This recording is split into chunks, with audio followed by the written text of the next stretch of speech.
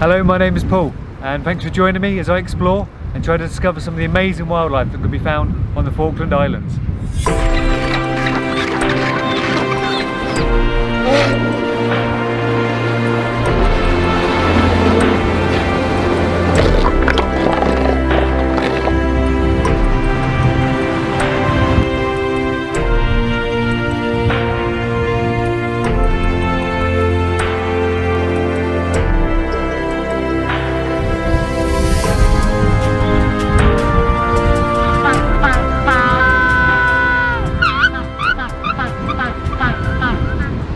Few people will have the opportunity to explore Sealion Island, so when I had the chance, I grabbed it.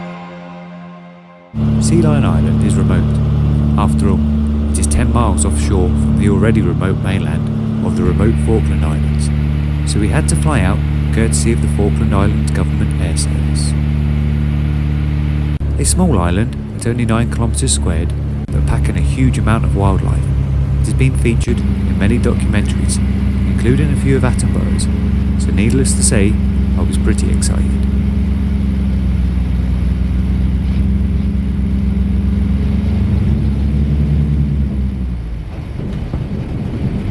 Conveniently, the runway is right next to the lodge, where we would be staying the night.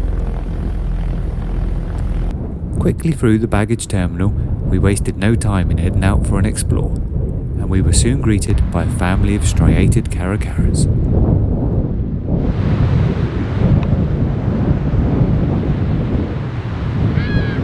When a young Darwin first visited these islands on the Beagle, he noted the caracaras, saying these birds are very mischievous and inquisitive. Knowing these large birds were completely indifferent to human presence, it had been high up on my list of creatures to find.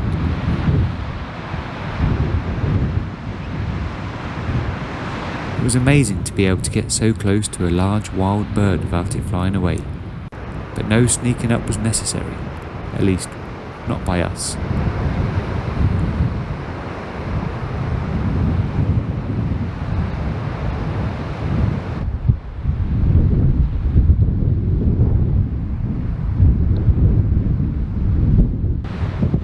We watched one as it tucked into the head of a skewer, no longer in use by its owner.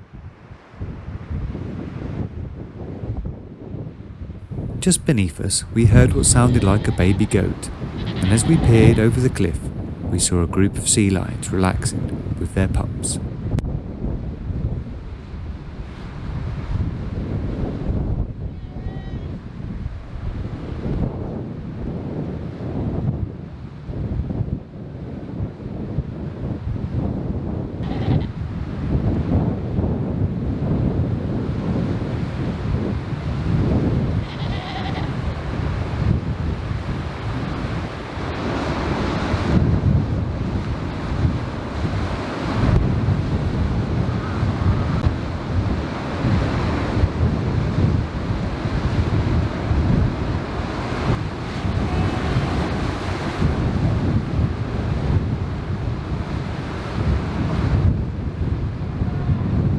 Just sat here looking over the edge, looking at the sea lions, and this little guy just hopped up the edge to come and have a look.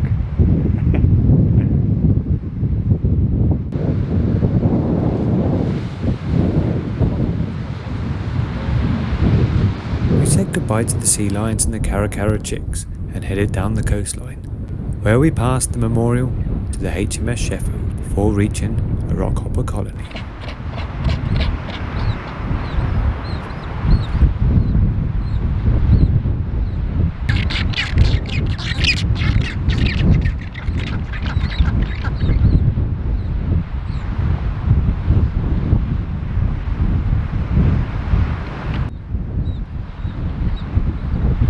The young chicks had now started to molt into their adult plumage, and their classic yellow eyebrows were starting to come through.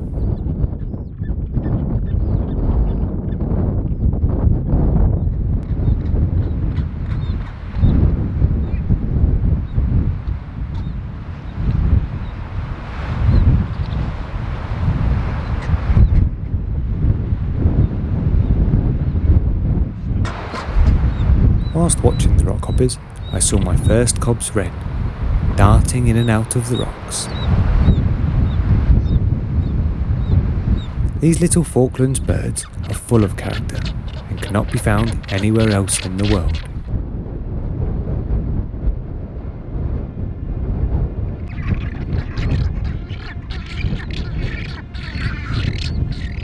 As entertaining as these penguins are to watch up in their colony, it is not nearly as fascinating as the effort they embark on to get up there.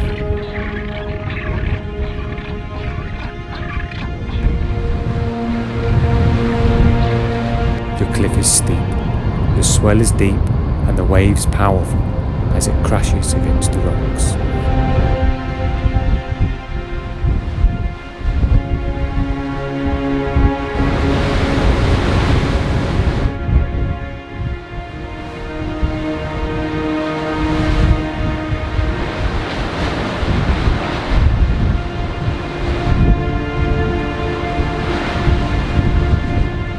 The route defies belief.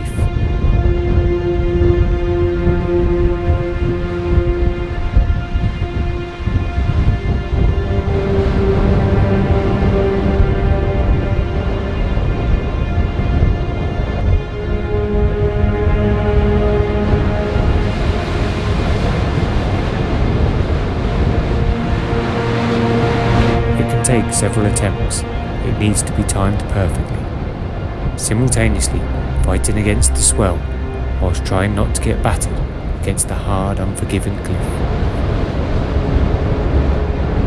Many times we watched as one against the odds made it onto the cliff and a good way up, only to be mercilessly crashed off by a big wave.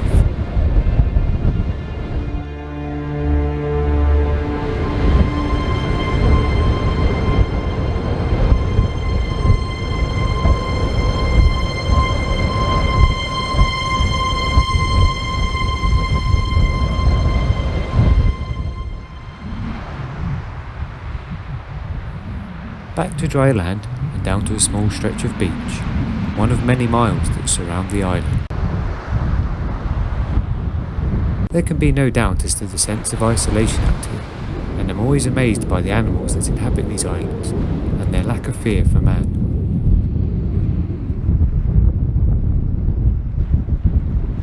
Escorted under the beady eye of a caracara, we almost didn't see the hidden elephant seal sleeping on a bed of seaweed. Or its mates.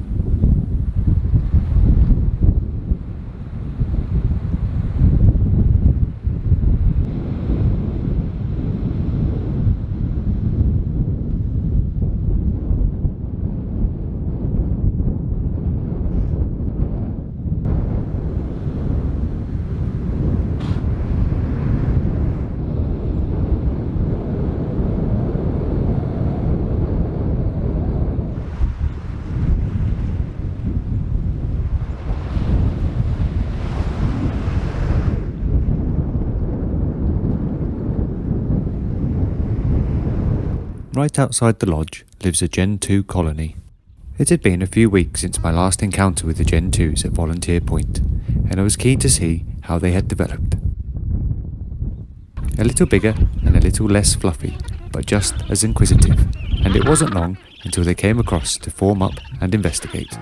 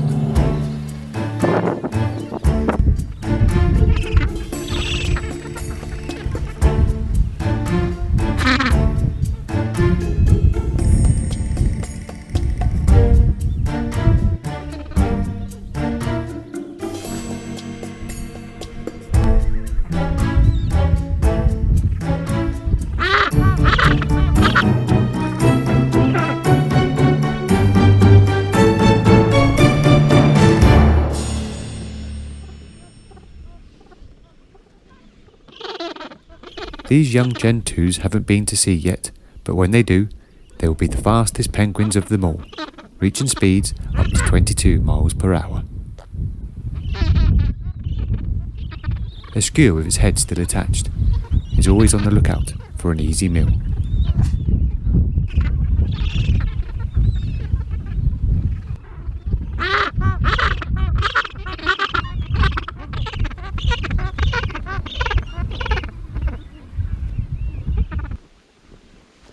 We made our way to South Beach, where the greater number of elephant seals reside. It's showing us the way.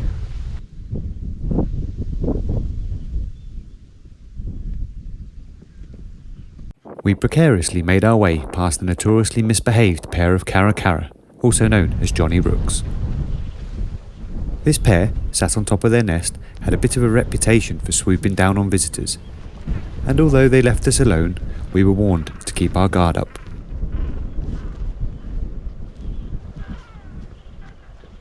Passing Magellanic penguins and oyster catchers, still under the watchful eye of the Caracara, we arrived at the beach.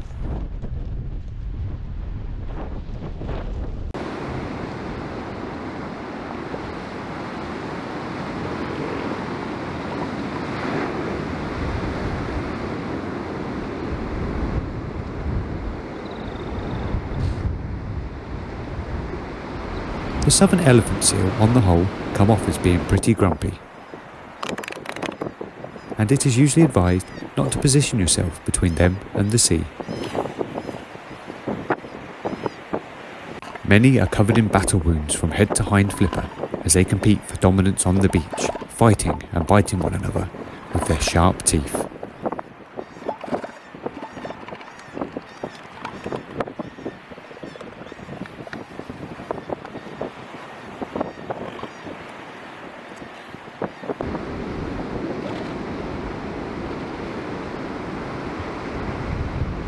These are magnificent beasts, and the enormous males can reach a massive 20 feet and weigh up to 4.5 tons. Their mass sinks them right down into a weed bed.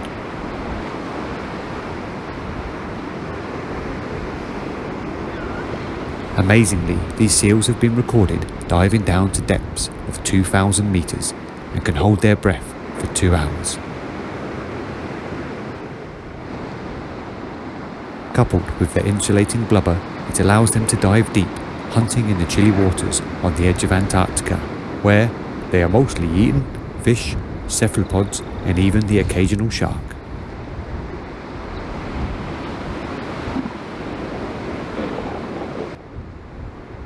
Ah, another Cobb's wren.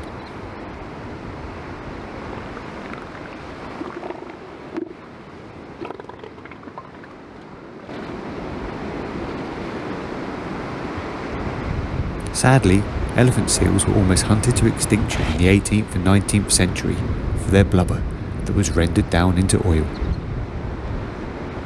Their numbers eventually became so low it was no longer profitable to make the big journey south to hunt them. This, along with more recent protection orders, meant that thankfully the numbers recovered.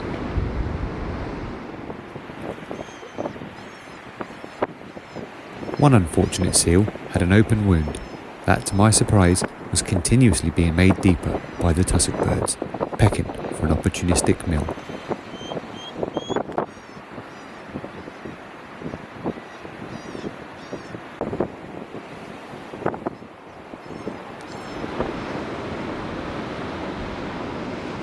Leaving the elephant seals behind for the day, we ventured further down the busy beach.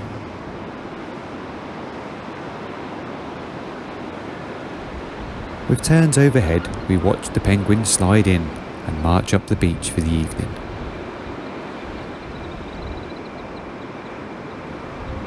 And we headed back across to the other side to watch the sunset.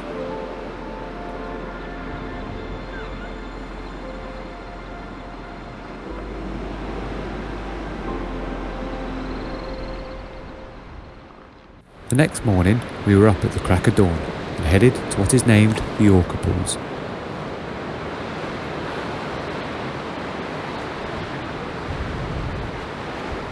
The tiny pool right in front of us is often used as a nursery for the young elephant seals, and occasionally an orca, at great risk to itself, will almost beach itself, sneaking right into the shallow pool to take an unfortunate, unexpected seal pup.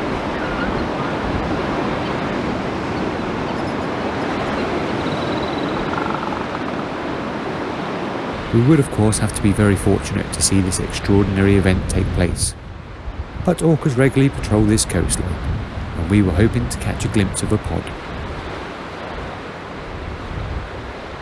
Regardless, it was a beautiful spot to watch the beginnings of a new day.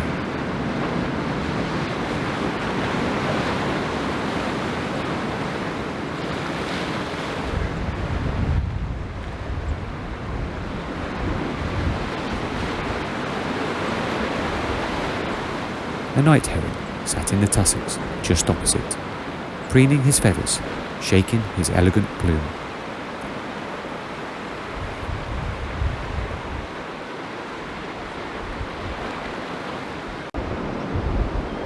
Sat elevated up on the small cliff, it gave us an excellent view as we looked down on the elephant seals fighting amongst themselves.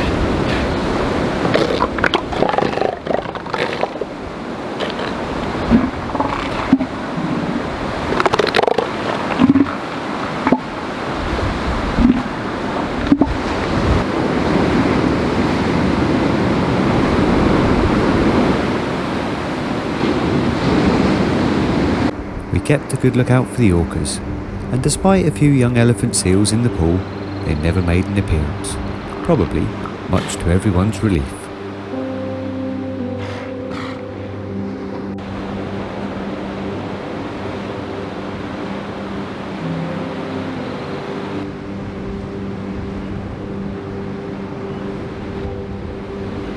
The curious Caracara came to say hello and farewell, looking magnificent in the rich morning sun.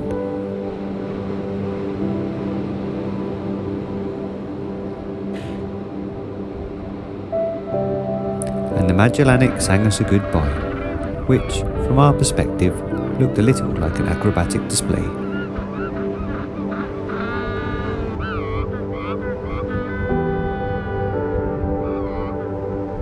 On the way back, we encountered the timid snipe, a favourite of mine. Its mottled, camouflaged feathers blended beautifully into the long golden grass. Moments later, we arrived at the lodge, right on time to see our plane arrive to take us away back to the mainland. I could have spent ages there, exploring and observing the wildlife. But it had been a wonderful experience, and I felt lucky to have had the opportunity to visit such an unspoilt, wildlife-rich island.